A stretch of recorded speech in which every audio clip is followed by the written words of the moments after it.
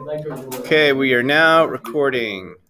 Okay, so let's get off our computers. Let's get off our computers and let's start with the lesson here. Thank you. Now, what I want you to do, get rid of my head here, you don't need to look at me. I want you to take your protractor, and now this is kind of a cheater construction, okay, of a circle. We're not really yeah, let me unfreeze this. Okay, so we're not really supposed to do this, but on your paper, guys, there's a little hole. On your protractor, there's a little hole. Just put a dot, and that's going to be the center point of your line, okay? So we're going to make a circle, yes. Okay, so so I want you guys, we're going to do it without a compass, okay? So that's going to be our center point, okay? Doesn't matter which way our paper is. Nope. All right. Now, then I want you guys to take your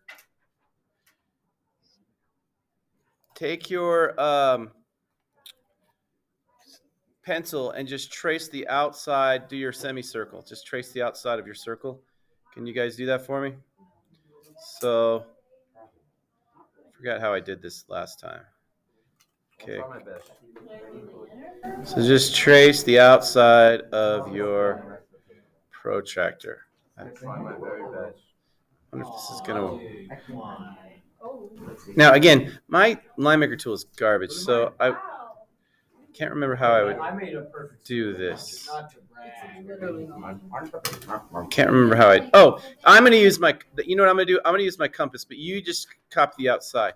Okay? So I'm actually going to use my compass. So, but guys, you always want to mark your center point. So I'm going to go ahead and mark my center point. Okay? You guys can just sit and work. And then I'm going to go ahead and make a circle here. Okay, and I'm going to undo that and move it because I want to move it down a little bit. Okay, so fill a good chunk of your paper up. So that's your paper. All right, perfect. I remembered making a circle, but I couldn't remember. But so I want you guys to make a perfect circle using a protractor. Now, all of our circles should be almost, unless if you're using, it depends on the protractor you're using, but they all should be about the same size, right? Okay, so next thing I want you guys to do is I want you to take your protractor.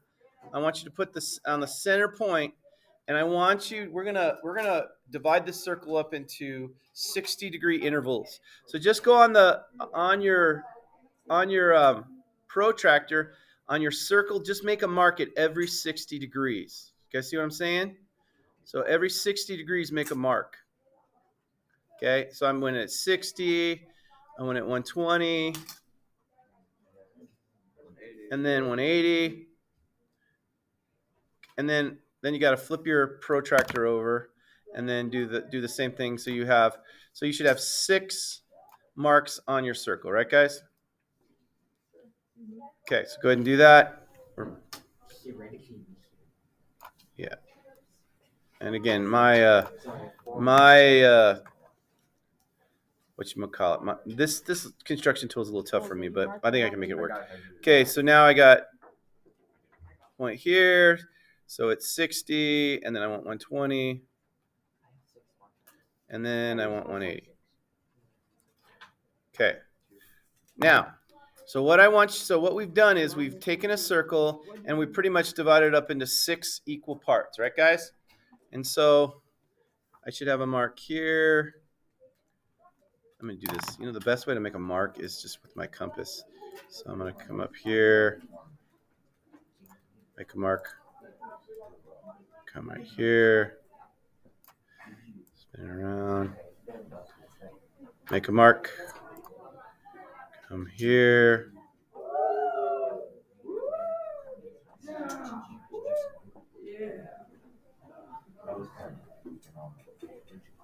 make a mark, come down here, spin this around. So are we all kind of seeing what we're doing here, guys? I'm trying to just put marks on my circle. Okay. And then I'm going to go here, make a mark, and I'm going to do here, make a mark. Okay. So there should be 6 marks on your circle. I think 1, 2, 3, 4, 5, 6. Okay. Now the next thing I want you guys to do, and I think you can just use the end of your protractor for this, is I just want you to connect the points like this, and we're going to make a polygon. We're going to make a 6-sided polygon. Okay. Otherwise known as a hexagon, right? So this is good. If we did it correctly, we're going to have a regular hexagon. Okay. So now I want to get off of this stupid tool as quick as possible. So I'm going to use my snipping tool and get it to my OneNote. Great. What did he do? He just He drew put a a line line. straight He through it. drew the. Oh, he drew the diagonal. Diameter. You said connect the lines. On the outside. Yeah, and I wasn't clear about that, Chris, so I do agree. You were definitely. I was focusing on the Okay, now, so what we have here, ladies and gentlemen, is we have a regular hexagon. Hex in Greek means 6. Okay, you guys understand that? Now, what we're going to do, guys, is we're going to find the area of regular polygons. We're going to start with hexagons, but we're going to move to pentagons and triangles and squares and you know, anything we really want. But I want to kind of show you this concept behind it. So what we have here is we have a hexagon. It's inscribed inside a circle, right? Okay. Now, what I want you to do next, and hopefully my line maker tool is working out today, is I want you guys to connect the center point to each one of those points that you did. So we're gonna do something like this. I think Mr. Roden is just catering to you, so you don't feel bad. Oh no, it has nothing to do with that. All right, okay. So now mine's not going to look perfect, but it's going to get enough, I think, that you guys get the point. So these are radii of the circle, right? But we're also going to call them radii of the hexagon also. So what is a radii? A radius of a regular polygon starts at the center point and goes out to one of the vertices.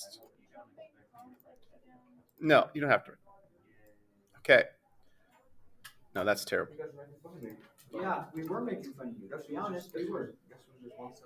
Chris, you're doing great, man. Don't let people think you're not. Okay. Mr. Roden, why not just move the line? Oh, I don't think I know. I don't know. It's just No. okay. Now. Hey, remember when we all started climbing? Didn't you just do it in the other? Oh, yeah. You can't go that far. Yeah, you can't call him that, Marty. Okay, now, ladies and gentlemen, what we have here is we have 6 congruent triangles. You guys understand that? Okay, so what we have on this is we have a regular hexagon, and by putting the diagonals in, we've constructed 6 congruent triangles. So if we wanted to find the area of this, all we would need to do is find the area of one of the triangles, right, guys? And just multiply that by 6. That's one way of looking at it, right? Now, here's the thing, though. This is a hexagon, but it would be nice to have a formula for all regular polygons. You guys see what I'm saying? Okay, so let's take a look at this really quick. So now, on your paper, okay, so yes, I changed my mind. I want you guys to write, you don't have to write on all of them, but I want you guys to write radius on at least one of them. Okay, that's a radius. So when we're talking about the radius of a regular polygon, we're talking about starting at the center point and going out to where the circle would be. Because it's also a radius of a circle. Do you guys see that? Okay, now, Sam about, I think it was last week, Sam gave us a really good formula for the area of triangles. What was the formula for the area of triangles, Sam?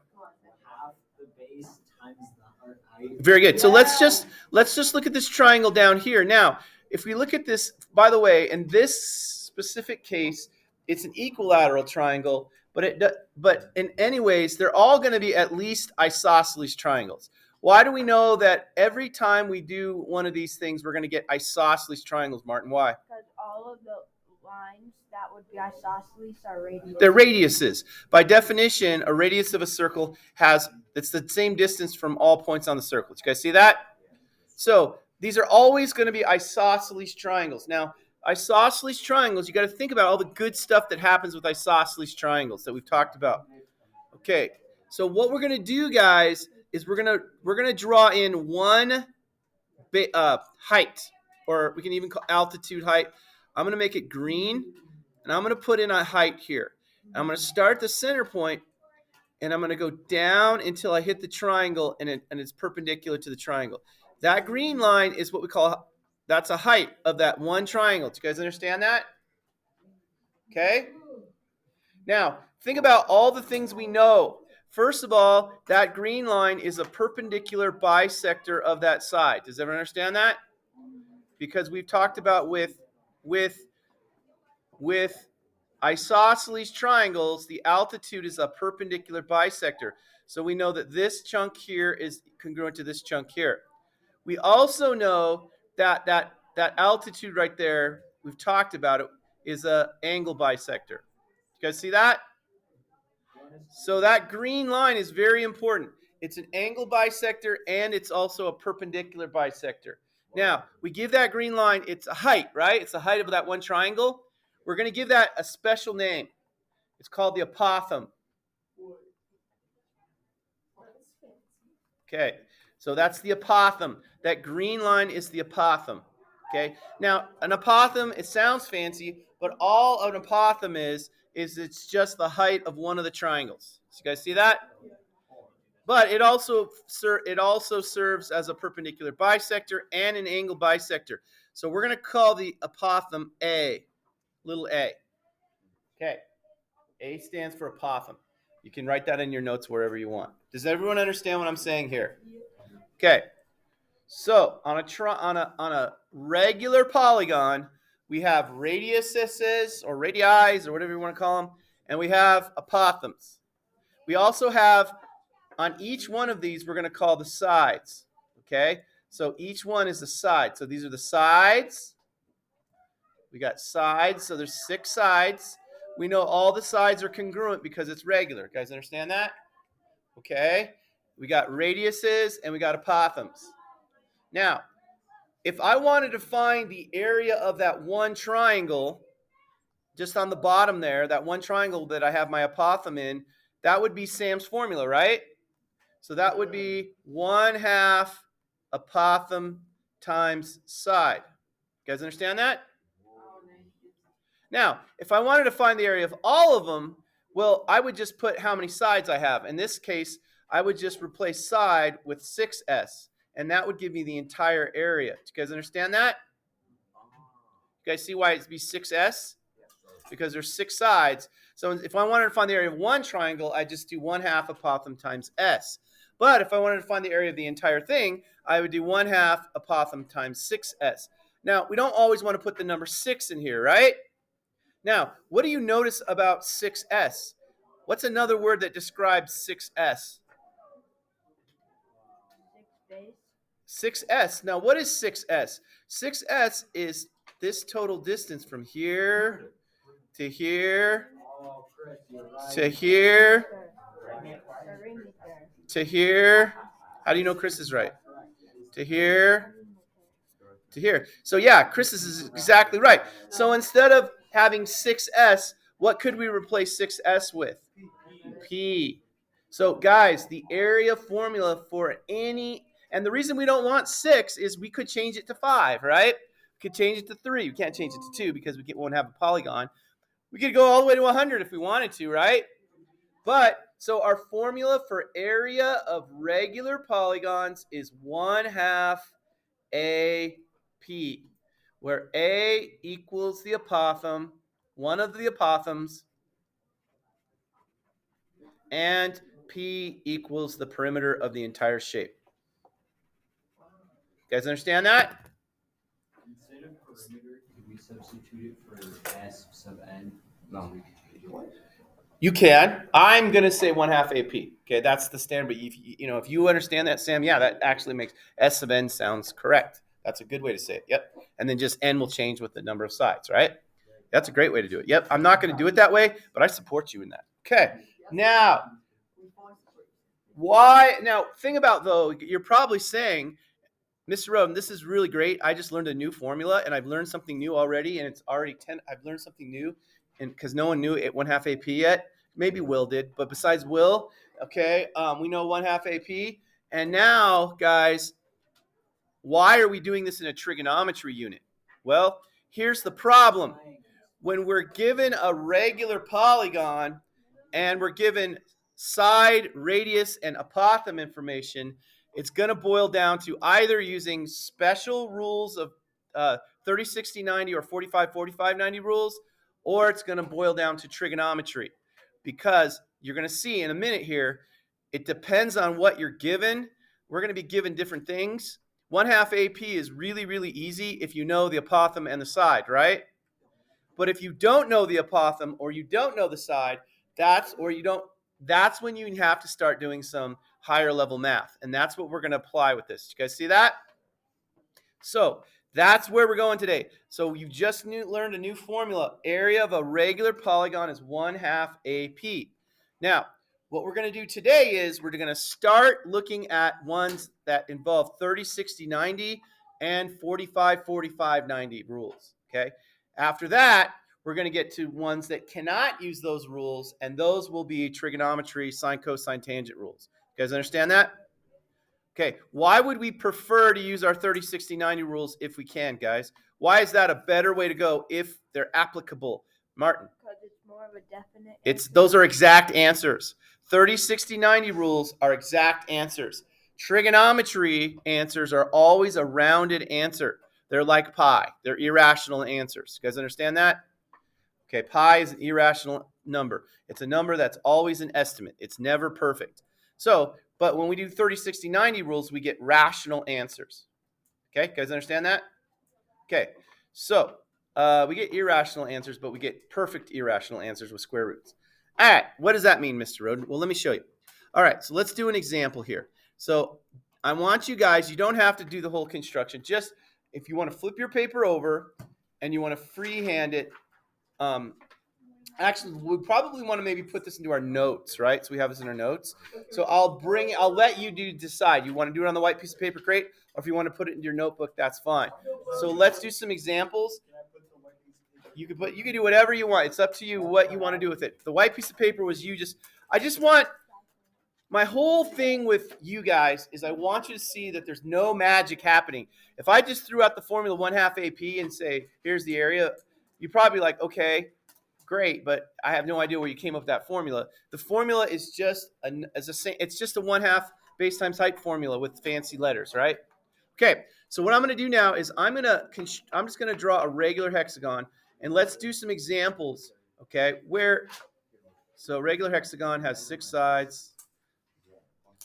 And thank you, Ink to Shape. You're so nice to me. All right, so we're going to call this a regular hexagon.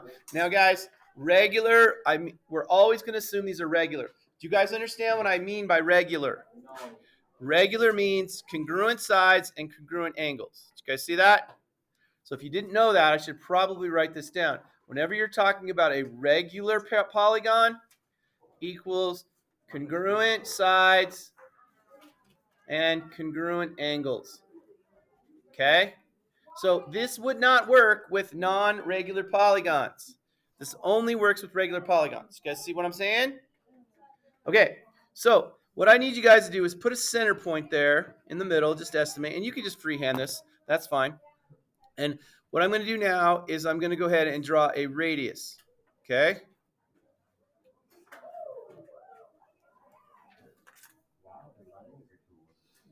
Now, let's say I know the radius of this regular hexagon, hexa means 6 in Greek, is 8 centimeters, okay?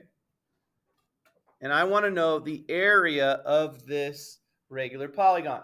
Now, right off the bat, ladies and gentlemen, can I find the area using 1/2 AP on this? Here's a question. Do you have an A? Do you have a number for A? No. No. Do you have a number for P? No. You do? Isn't the sides equal to the radius? I'll say this. On a regular hexagon, this is the one case where these are all equilateral triangles, okay? But let's pretend they're not, because that's a one special situation. So what I want you guys to do now is I always like to put my regular polygon down here. I like to put my triangle here. So yes, Chris is correct. Okay, so Chris is correct that when you have a regular hexagon, it's a special case that these triangles are not just isosceles triangles, they are also equilateral triangles. Now, let's pretend we didn't know that. Let's pretend we didn't have a kid so smart in the class, right?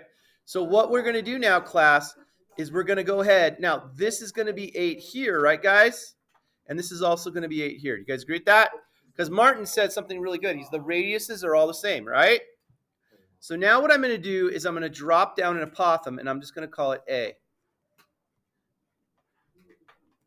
Okay, now, this is my apothem. Now, let's look at this triangle right here.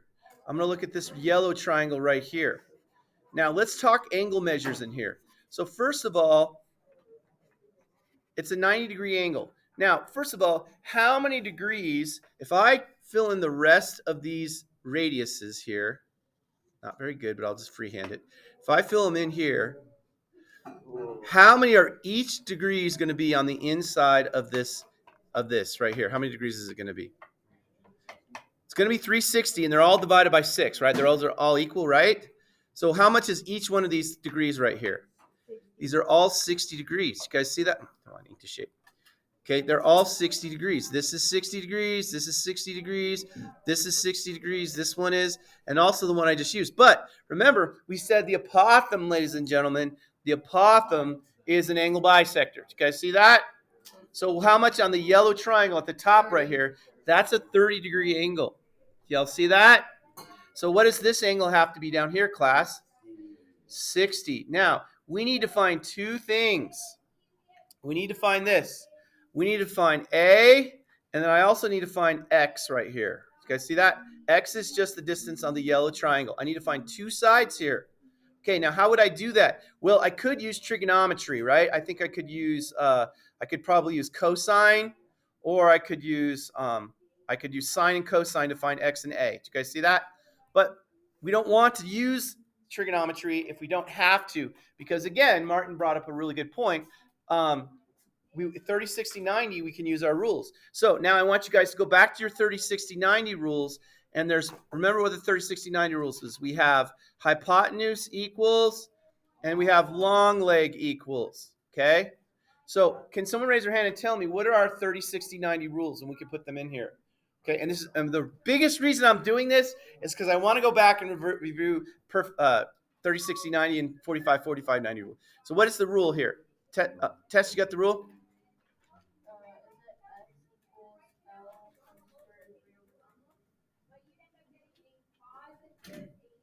So hypotenuse equals, was it 2s? Is that right? On a 30, 60, 90? Find those rules, guys. Someone find them. They're in your notes. I need you guys to find them. Someone find them for me. H equals 2s. And what does a long leg equal? S times the square root of 3, right? Is that right? Do you guys remember that? 30, 60, 90. Square, 45, 45, 90 is hypotenuse equals S times the square root of 2, right? And that's it. So this is 45, 45, 90, and this is 30, 60, 90. And I purposely did this, so I want you to go back and look at those rules. I don't want us to get too far away from these rules. Okay. Does anyone found those in your notes yet? 30, 60, 90. We put them in our notes, didn't we? Sophia, did you find them? Okay, so let's write them in our notes if we don't have them. So here's our 30, 60, 90 rules, and we're going to use these on this yellow triangle right here. Now, guys, we know what is the long leg going to be? Is it going to be x? We know the hypotenuse of this yellow triangle right here is 8. You guys see why? It's the radius of the regular hexagon. Is A going to be a long leg or a short leg, class? It's going to be a long leg. Is X going to be a short leg or a long leg? Short leg, because it's opposite the smaller angle. So let's go ahead and find short leg. Short leg is the best way to find. So what is the short leg? Short leg is hypotenuse equals 2 times the short leg, right? In this case, hypotenuse equals 2s. Because we're x, sorry, 2x. Okay, you guys with me on that? Now, we know what hypotenuse is. What is hypotenuse equal to, class? Hypotenuse is equal to 8. So I get 8 times 2x. Let's solve for x. What can we do? Okay. Divide both sides by 2. You can go back. And so x equals what, class? X equals 4. So now I have x equals 4. Now, ladies and gentlemen, I need apothem. Apothem is the long leg, right? Long leg equals short leg times the square root of 3. So what's our apothem going to be equal to, class? What? 4 square roots of 3. That's my apothem. Does everyone see what I just did there? Any questions? Okay, now, the last thing we're going to do is we're going to use our 1/2 AP rule. Area of the polygon, regular polygon, is 1/2 A, what AP? 1/2 apothem times perimeter. So area equals 1/2. What's our apothem, class? 4 square roots of 3 times our perimeter. Okay, now our perimeter, one little chunk right here is 4, right, class? So how many of these are going to have to multiply to get the entire perimeter? 12, right? Because it's half. So we'd have to multiply by 12. So what's 4 times 12? 48. Does everyone see where we got this 48 from? This 48 is equal, we got it by 4 times 12 because there's twice as many as the sides, right? So now we're going to clean this up and make it look pretty. So now we get A equals, well, let's see here. Half of 4 is 2, right? So now we got, what's 2 times 48? 96. 96 square roots of 3 centimeters squared. Now, that's kind of a weird answer, right? So we should, a couple good things to do is this is the exact answer. If I could spell exact, that'd be good. Okay. Now, the rounded answer, we'll put squiggly lines. Now just put that into your calculator. What is 96 times the square root of 3? Xavier has his calculator up. Let him use it. What do you got, Xavier? 166.3 centimeters squared. Okay, so this is the rounded answer. So either one, sometimes the exact answer is good. It's always nice to have an exact answer, but it's always nice to be able to have the rounded answer also. Does everyone understand that? Are there questions there? Okay. So what's going to happen, guys, is let's do another example of this. Now what I'm going to do is I'm going to give you another piece of information. Okay, so let's do another example on a regular hexagon. Now yours aren't going to be as good as mine because I have ink to shape. Okay, there we go. So now I'm going to do this. Instead of having a radius, I'm going to give you an apothem. So I'm going to say that this apothem is 12 inches. Okay, so now we need to figure out the area of the regular hexagon. So the first thing I'm going to do is I always just construct the bottom triangle. Okay, we don't need all the other triangles. We just need one of the triangles, and then we can do business after that. That line's terrible. I'm going to fix that. Okay. Now, what two pieces of information? We're going to need some pieces of information. We need one piece of information here, right, guys? We need the perimeter. But before we can find the perimeter, we're going to need half of the side, right? So we're looking, in this case, by the way, guys, this is still a 30 degrees angle because this is still a 60-degree angle, and this is still x. So before we can find perimeter, we've got to find x here, right, guys? So how would we do that using our 30, 60, 90 rules? Remember, with our 30, 60, 90 rules, guys, 30, 60, 90 rules, our 30, 60, 90 rules are hypotenuse equals 2 times the short leg, and long leg equals short leg times the square root of 3. Okay, so what do we have here, guys? What piece of information do we have in our 30, 60, 90 rule? We have long leg. We don't have hypotenuse. We don't even need hypotenuse, right? We have long leg. So what we have here, class, is we have long leg. What is long leg equal to? 12 equals, now x is going to stand for our short leg, right? Times the square root of 3. Y'all with me on that? Long leg is opposite the 60-degree angle. The apothem is going to be the long leg. You guys see that? Okay. Now, let's solve for x. What can we do to solve for x, class? Divide by the square root of 3. Divide by the square root of 3. Okay. Good math students always rationalize their fractions. We never leave a square root in the denominator. So how do we rationalize this, guys?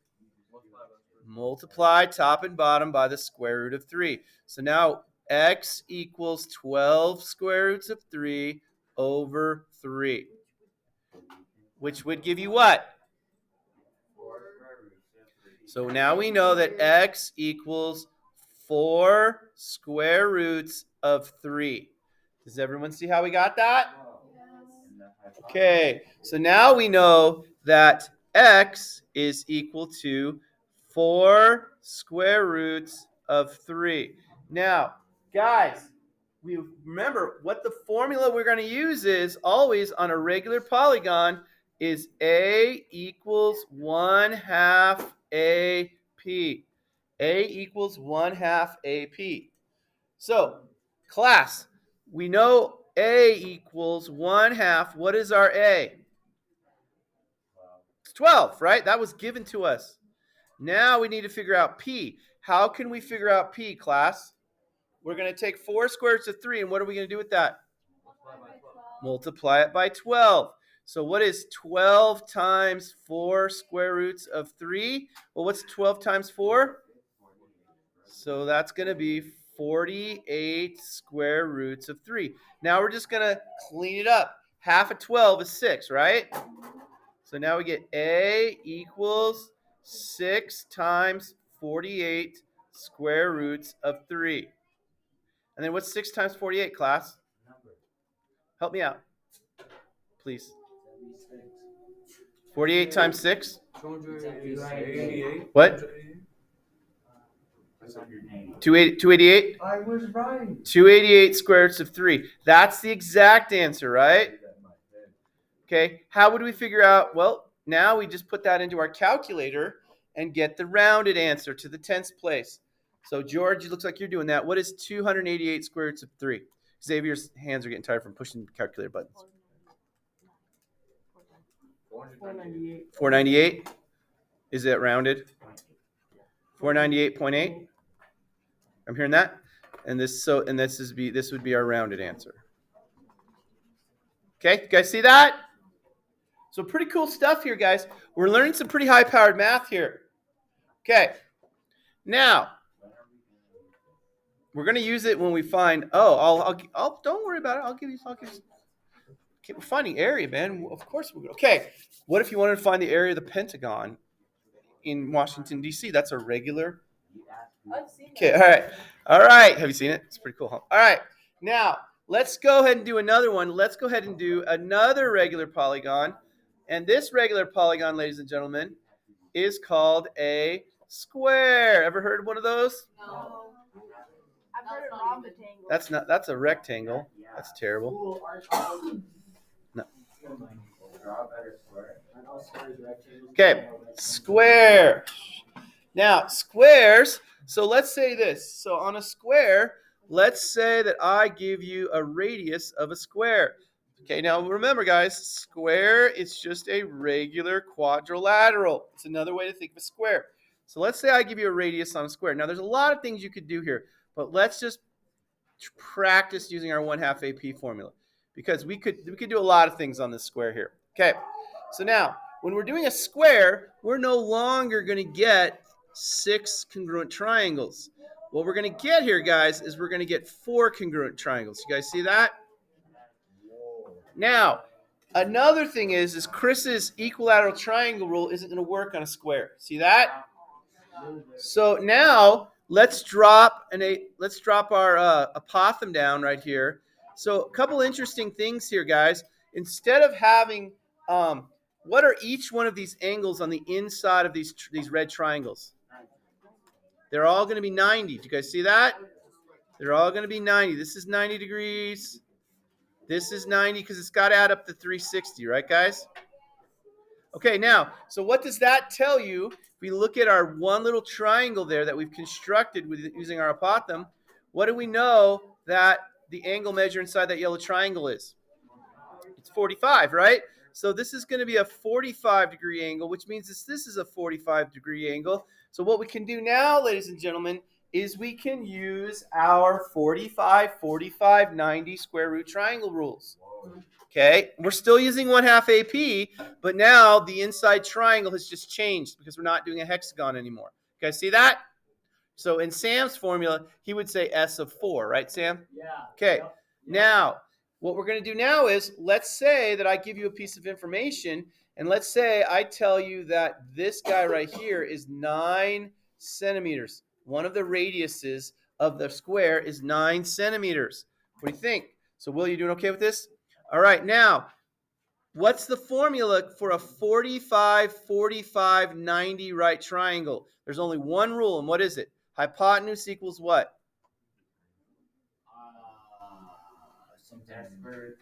S square roots of 2, where S is the length of the entire, is just length of one of the sides, right? Because remember, this is an isosceles triangle, and the yellow one's an isosceles triangle inside the big red one, which is also an isosceles triangle, right? It's kind of cool. All right, so now I know the hypotenuse here, right, guys? So the hypotenuse is 9. So I get 9 equals, we're going to call this X, right? We're going to call this A. So we get 9 equals X times the square root of 2. What are we going to do to solve for X, class? We're going to divide both sides by the square root of 2. Good math students always rationalize. So we get X equals 9 over the square root of 2. By rationalizing that, I multiply square root of 2 and square root of 2. So what do I get? 9 square roots of 2 over 2. Now that's my side, right, guys?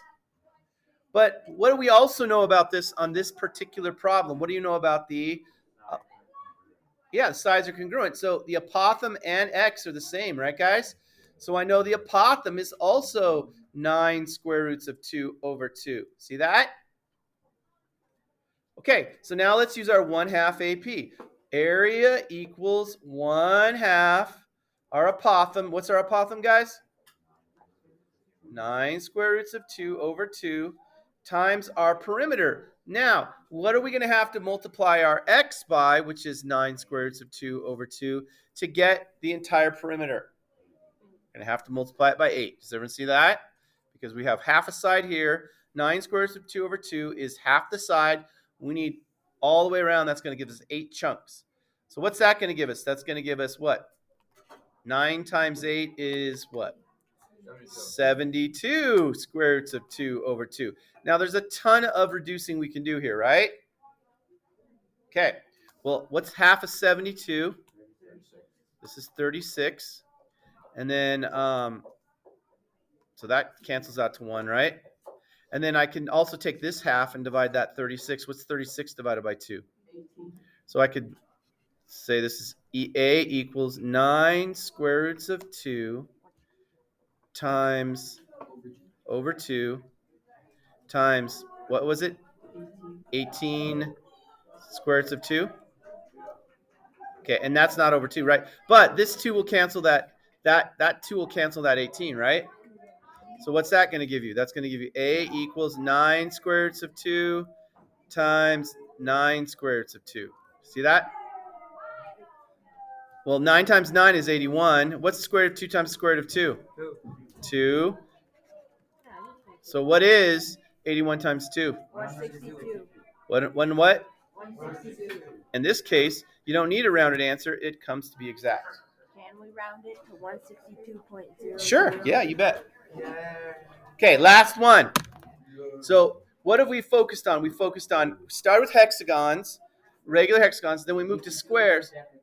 Not yet. Okay, because let's do it. So the last one we're going to do today is the equilateral triangle. Okay, you guys understand what that is? So let's say we have an equilateral triangle here. Okay, does this look equilateral? What's that? How's that better? Okay, so let's say we have an equilateral triangle, and now let's do a radius of that. So find a center point of your equilateral triangle. Yeah, there's some over there. Tess. All right, and then you can go ahead and make your radiuses. Okay. Now, on your radiuses, guys, what is each angle, once you made your 3 radiuses, what are each one of those angles on that inside? We call these central angles. What are those? What's 360 divided by 3? 12. It's 12. 120. Okay, those are all 120s. Did you guys see that? Yeah, guys, I did it. See that? Okay, now Are you guys proud? what we're going to do is we're going to drop down an apothem. So now, guys, when we drop down an apothem and we look at this yellow triangle right here, and we draw a right angle on it, we got a 30, 60, 90, right? So this is going to be a 60 here, which means this has to be a 30. And now we're back to our 30, 60, 90 rules. So think about this. Triangles and hexagons are 30, 60, 90 rules. Squares are 45, 45, 90 rules. Which, that makes sense, right? Now, tomorrow, we're going to look at stuff like pentagons and decagons and octagons. And those, ladies and gentlemen, won't give you these nice 30, 60, 90 rules. So we'll have to use trigonometry for those. Let's call it good. I'm going to stop sharing.